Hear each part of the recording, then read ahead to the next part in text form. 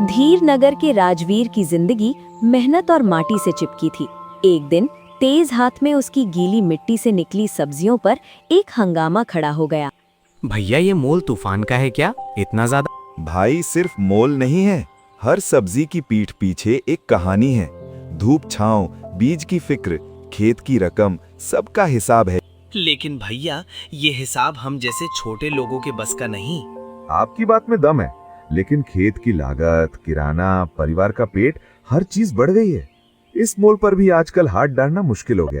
घर लौटते ही राजवीर को पता चला उसका छोटा सा बेटा वीर तेज बुखार की चक्कर में है। बेकरारी में वो उसे डॉक्टर शुक्ला की क्लिनिक ले आया। बुखार को संभालना जरूरी है, दवाई की जरूरत पड़ेगी, लेकिन कुछ भी करो डॉक्टर साहब, दवाई देना शुरू करो। पैसे का मैं देखता हूँ। ठीक है राजवीर, ये प्रिस्क्रिप्शन ले जाओ और दवाई ले आओ। रुपए की बात बाद में देखेंगे। दवाई के खर्च ने राजवीर की चुन्नी बिल्कुल निचोड़ दी। मजबूरी में उसने सेठ ग्रोवर के बड़े से दफ्तर में कर्जे की भीख मांगने की राह ली। फिर से? पिछली 8 साल की पैसे बाकी अभी तक नहीं दी तुमने? सेठ, मुसीबत आ गई थी। छोटा बेटा बीमार पड़ गया था। अगली फसल में जाकर आपका पैसा लौटा दूंगा। फसल की कहानी से दिमाग भर गया है। चलो दूंगा, पर नई शर्तें हैं, लगातार ब्याज, और अगर एक दिन भी देर हुई तो तुम्हारी वो छोटी सी जमीन पर मेरा नाम हो जाएगा। मान ली, सब शर्तें मान ली आपकी, बस मेरे को पैसे दे दो। एक शाम जब राजवीर अपनी घर पर बैठा तकदीर को कोस रहा था, एक संत जी उसके द्वार पर आए। अरे बेटा, कुछ खाने को हो तो दे दे, 2 दिन से कुछ नहीं खाया।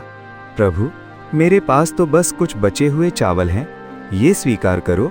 हबी, तुम्हारे मन पर भारी बोझ है। कारण? गुरुदेव, कहाँ से शुरू करूं? फसल की मारी, बीमारी, कर्जे की बेड़ी, सब तरफ से घेर लिया हूं। मुश्किल समय में भी दया न छोड़ने के बदले ये शंख रख लो। जादुई पंछी है। जब तक इसकी चमक तुम्हारे पास रहेगी, तुम्हारी मुश्किलें तुम्हारा साथ छोड़ देंगी। बस तुम इंसानियत का साथ न छोड़ना। कहते हुए संत जी ने एक तेज चमकता पंछी निकाला और राजवीर के हाथ में रखा। उस दिन के बाद से कुछ अजीब होने लगा। जो लोग कभी लौटकर न आने वाले थे, वो भी राह दिखाने लगे। राजवीर, मैं लज्जित हूँ। इतने वर्ष बीत गए। ये लो तेरा वो पुराना कर्जा, ब्याज के साथ। मेरी जिंदगी सुधर रही है, तेरा उपकार नहीं भूला। मैं तो भूल चुका था। कुछ ही समय बाद राजवीर, मैं आया हूँ डॉक्टर उस दवाई के लिए। मैंने तुमसे ज्यादा लिया था, मेरा दोष था। पहले इंसान हूँ, डॉक्टर बाद में। डॉक्टर साहब, आपकी इस ईमानदारी ने मेरा स्वाभिमान बचा लिया। क्या इसी की देन है? हाँ, नीलम सन जी ने कहा था, जब तक हम अच्छे हैं, ये चमक हमारे साथ है। सेठ ग्रोवर को इस जादुई पंछी की चमक की खबर मिली। लोभ ने उसकी आंखों पर पट्टी बांध दी। सुना है तेरे पास कोई चमकदार जादू है, मेरा कर्जा देकर ये पंछा मेरे हवाले कर दो। नहीं सेठ साहब, ये मेरी आखिरी आस है, संत जी ने कहा था। संत जी को मैं नहीं जानता। कर्जा मेरा है तो ये चीज भी मेरी, छीन कर ही लूंगा। बेबसी से राजवीर देखता रह गया जब सेठ ने पंखे को पकड़ा और चला गया। लेकिन वो पंखा जो सिर्फ नेक मन में रह सकता था, सेठ के हाथ आते ही बेअसर हो गया। कहाँ गया मेरा संपत्ति, मेरा बल? सब गया, सब बर्बाद हो गया। तभी उसका साथी तिवारी आया, जिसे उसने अपनी जमीन बेचने का वादा किया था। गौरव साहब, वो जमीन का सौदा रद्द।